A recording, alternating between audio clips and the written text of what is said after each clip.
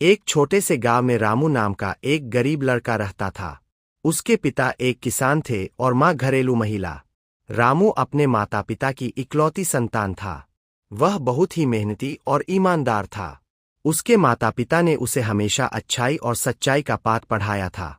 एक दिन रामू स्कूल से घर लौट रहा था, तभी उसे रास्ते में एक बटुआ पड़ा हुआ मिला। उसने बटुए को उठाया और देखा कि उसमें काफी सारे पैसे थे। रामू ने सोचा, यह पैसे तो किसी के बहुत काम आ सकते हैं। मुझे इसे उसके मालिक तक पहुंचाना चाहिए।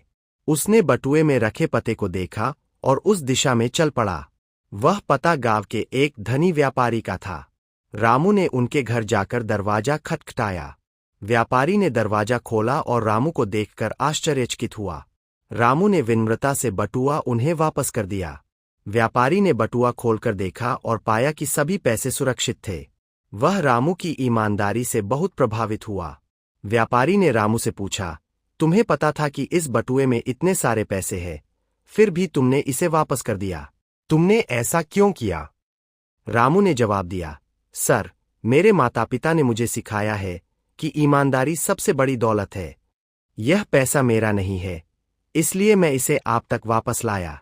व्यापारी रामू की बात सुनकर बहुत प्रसन्न हुए और उसे इनाम के रूप में कुछ पैसे दिए। उन्होंने रामू के माता पिता से भी मुलाकात की और उनकी परवरिश की प्रशंसा की। रामू ने उन पैसों से अपनी पढ़ाई पूरी की और बड़ा होकर एक सफल व्यक्ति बना। उसने समाज में ईमानदारी और अच्छाई का महत्व समझाया और सभी को प्रेरित किया।